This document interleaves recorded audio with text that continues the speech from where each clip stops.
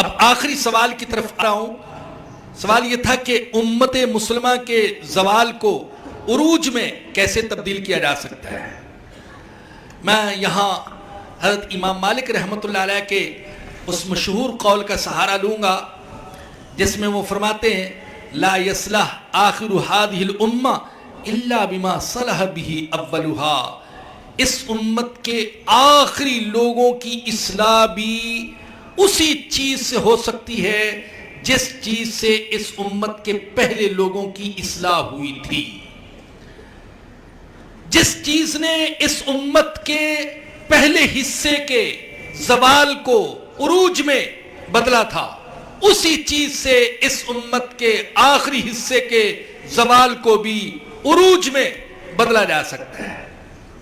یہ امام مالک رحمۃ اللہ علیہ کا قول ہے. اور ایک اور قول سنانا چاہوں گا اپنے قریب کے زمانے کے ایک مفکر عالم اور قائد کا. 1915 میں مولانا ابوالکلام آزاد نے کہا تھا کہ اگر کوئی شخص زوال امت کا علاج دریافت کرے اور وہ کہے کہ ایک ہی جملے میں امت کے زوال کا علاج بیان کیا جائے تو میں یہ کہوں گا کہ امت کے زوال کا علاج یہ ہے کہ قرآنی معارف بیان کرنے والے مرشدین اور صادقین پیدا کیے جائیں تو اس امت کے زوال کو عروج میں بدلا جا سکتا ہے. امام مالک رحمۃ اللہ علیہ نے جو فرمایا کہ اس امت کے پہلے حصے کو جس چیز سے عروج ملا تھا اس امت کے آخری حصے کو بھی اسی سے عروج مل سکتا ہے. تو وہ کیا چیز تھی جس سے امت کے پہلے حصے کو عروج ملا؟ وہ قرآن تھا. قرآن کے ساتھ تعلق، قرآن کا فہم، قرآن پر عمل اور قرآن کو اپنا دستور اور منشور بنانا یہ چیز تھی جس نے عرب کے بدووں کو اور عرب کے چرواہوں کو زمانے کا امام بنا دیا. اور حضرت عمر بن خطاب رضی اللہ عنہ کے الفاظ میں جو پہلے بھی سنایا تھا، حضرت عمر فاروق رضی اللہ عنہ نے ایک موقع پر فرمایا تھا صحابہ سے کہ ہم عرب دنیا کی سب سے ذلیل قوم تھے، ہمیں نفرت کی نظر سے دیکھا جاتا تھا، لیکن ہمیں عزت ملی، عروج ملا کلمہ طیبہ لا الہ الا اللہ کی بنیاد پر. اگر ہم دوسری چیزوں میں عروج اور کمال تلاش کریں گے تو پھر ہم دوبارہ ذلیل ہو کر رہ جائیں گے. تو میرے بھائیوں، میری بہنوں، امت کے پہلے حصے کو عروج ملا، کمال ملا قرآن کی بنیاد پر، ایمان کی بنیاد پر. آج بھی اگر عروج اور کمال مل سکتا ہے تو وہ قرآنی تعلیمات کی اتباع کی بنیاد پر. میں تیسرا قول اس موقع پر سنانا چاہوں گا، ایک امام مالک رحمۃ اللہ علیہ کا قول مولانا آزاد کا، اور تیسرا حضرت شیخ الہند مولانا محمود حسن رحمۃ اللہ علیہ کا جو بارہا آپ نے سنا ہوگا. اور واقعتاً حضرت شیخ الہند رحمۃ اللہ علیہ اس بر صغیر میں امت کا ان سے بڑا شاید نباز، ہمدرد اور خیرخواہ شاید ان کے بعد کوئی پیدا نہیں ہوا ہے. ان سے بڑے علامہ بھی ہیں، ان سے بڑے مفتی بھی ہیں، ان سے بڑے محدث بھی ہیں، ان سے بڑے مفسر بھی ہیں، لیکن امت کا نباز، امت کی نبض پر ہاتھ رکھنے والا اور امت کے عروج و زوال کے اسباب کو سمجھنے والا اور ان کا حل پیش کرنے والا، عملی طور پر اس کے لیے قدم اٹھانے والا، شاید ان سے بڑا کوئی نہ ہو. تو مولانا محمود حسن رحمۃ اللہ علیہ جب مالٹا سے ہا ہو کر تشریف لائے تھے تو مشہور ہے انہوں نے فرمایا کہ میں نے جیل کی تنہائیوں میں مسلمانوں کے زوال پر، پستی پر غور کیا تو دو سبب سمجھ میں آئے. ایک تو امت کے اندر انتشار اور افتراق، اور دوسرے امت کی قرآن سے دوری. یہ ہے امت کے زوال کا سبب. اور فرمایا کہ میں جیل ہی سے عزم کر کے آیا ہوں کہ حتی الامکان انتشار اور افتراق کو ختم کرنے کی کوشش کروں گا اور قرآنی تعلیمات کو عام کرنے کی کوشش کروں گا. بچوں کے لیے مکاتب قائم کروں گا اور بڑوں کے لیے درس قرآن کے حلقے وہ قائم کروں گا. تو یہ تین نام ہو گئے. ایک چوتھا نام میں پیش کرنا چاہوں گا شاعر مشرق علامہ اقبال رحمت اللہ علیہ. اقبال کہتے ہیں، زیادہ تر تو اشعار ان کے فارسی میں ہیں، کچھ اردو میں بھی ہیں. کہتے ہیں خار از مہجوری قرآن شدی، شکوہ سنجے گردش دوران شدی. اے مسلمان، تو ذلیل و خوار تو ہو گیا ہے قرآن کو چھوڑ کر، مگر شکوہ کرتا ہے گردش دوران کا.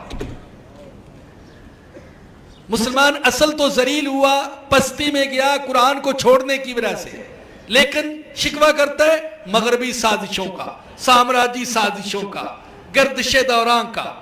لیکن جو اصل حقیقت ہے اس کا اقرار نہیں کرتا. اور پھر وہ کہتے ہیں اے چوں شبنم بر زمین افگندائی در بغل داری کتاب زندائی. اے وہ مسلمان کہ تو شبنم کے قطرے کی طرح زمین پر ذلیل ہو کر پڑا ہوا ہے، تیری بغل میں زندہ کتاب ہے. اگر تو اس کو تھام لے تو اللہ تعالیٰ تجھے عزت و رفعت سے نواز سکتے ہیں. اور کہتے ہیں وہ معزز تھے زمانے میں مسلمان ہو کر، اور تم خوار ہوئے تارکے قرآن ہو کر. اور پھر کہتے ہیں جانتا ہوں میں یہ امت حاملے قرآن نہیں ہے، وہی سرمایہ داری بندہ مومن کا دین.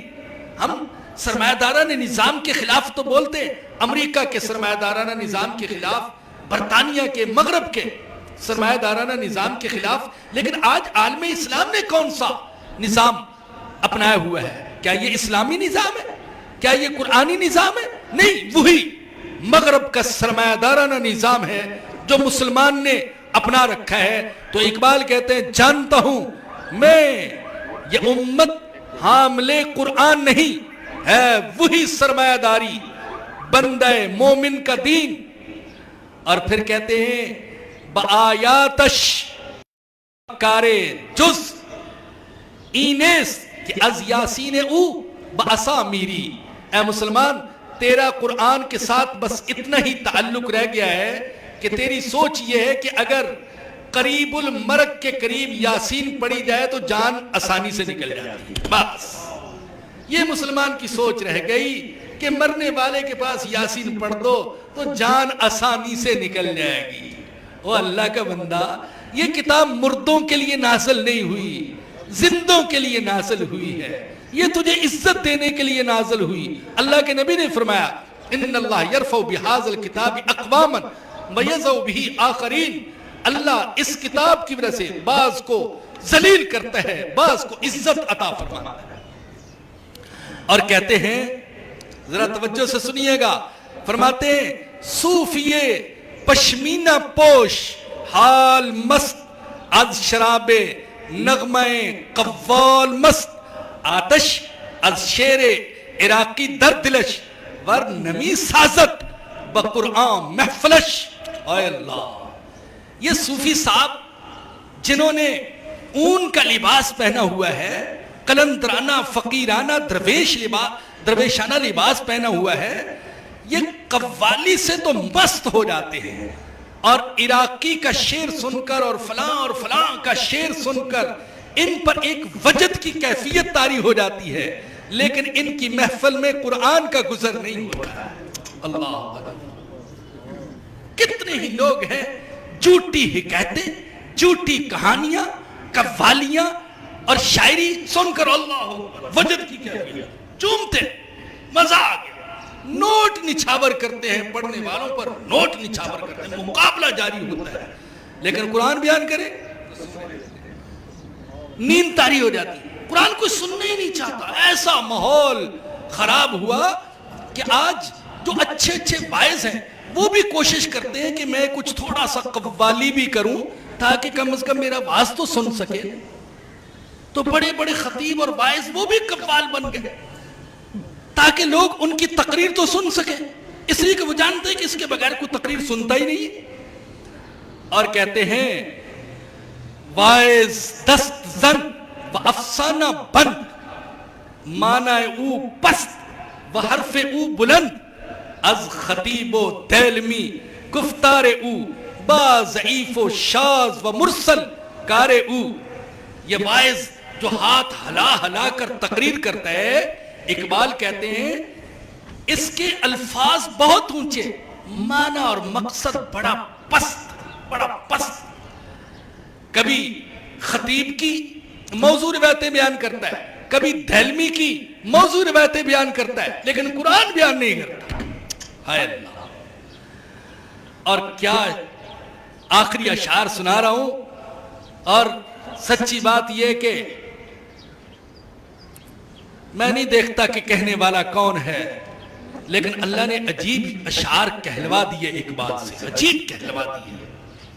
کہتے ہیں فاش گویم آنچ در دل مزمرست، این کتابیں نیست چیزیں دیگر است. ہائے اللہ. کہتے ہیں جو میرے دل میں بات چھپی ہوئی ہے میں علل اعلان کہہ دینا چاہتا ہوں، قرآن کتاب نہیں ہے، یہ تو کوئی اور ہی چیز ہے. اس کی تاثیر، اس کی جامعیت، اس کی معنویت، اس کی گہرائی، وہ مجھے یہ کہنے پر مجبور کرتی ہے کہ لوگوں جو تم رسمی طور پر قرآن کو کتاب سمجھتے ہو تو یہ وہ کتاب نہیں ہے، یہ تو کوئی اور ہی چیز ہے. مثل حق پنہا وہم پیدا استی، زندہ ہو پائندہ ہو گویا استی. اے اللہ کیا عجیب شعر ہے.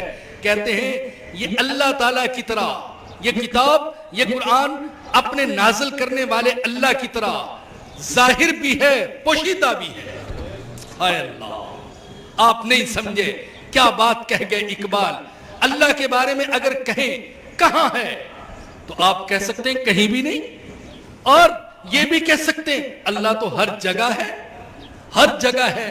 مسجد میں بھی وہ، مندر میں بھی وہ، جنگل میں بھی وہ، آبادی میں بھی وہ، فضا میں بھی وہ، ہوا میں بھی وہ، سورج کی کرنوں میں بھی وہ، چاند کی روشنی میں بھی وہ، ہر جگہ وہ ہے. اور ویسے کہیں بھی نہیں ہے، اس کا وجود اتنا عام کہ ہر جگہ، اور ویسے کہیں بھی نظر نہیں آتا.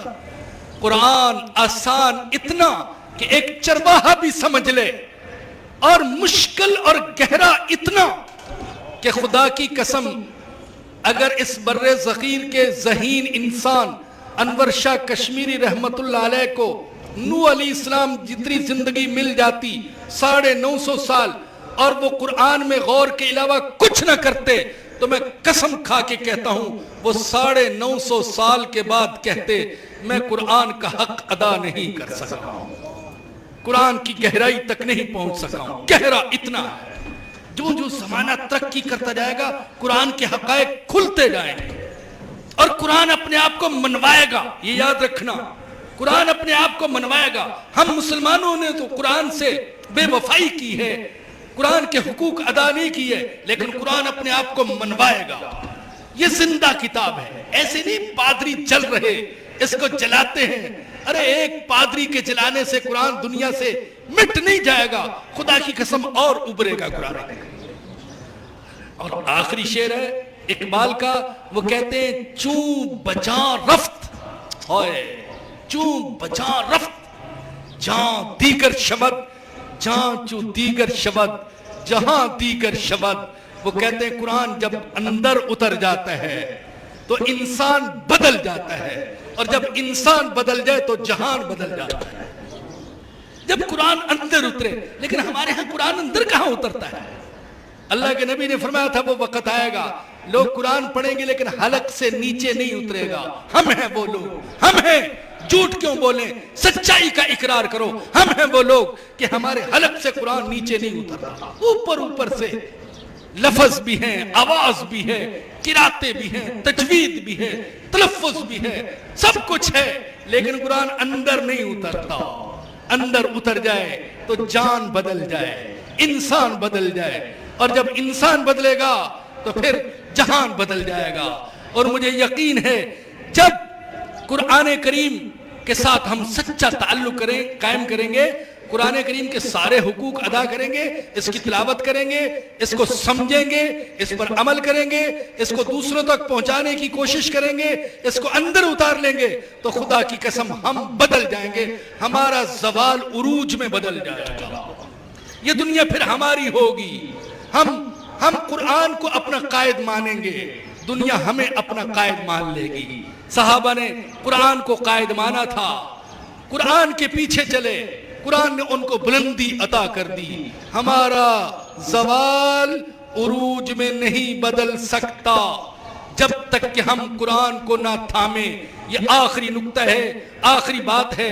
اللہ تعالیٰ مجھے اور آپ سب کو قرآن کریم کے سارے حقوق ادا کرنے کی توفیق عطا فرمائے۔ وآخر دعوانا الحمدللہ رب العالمین۔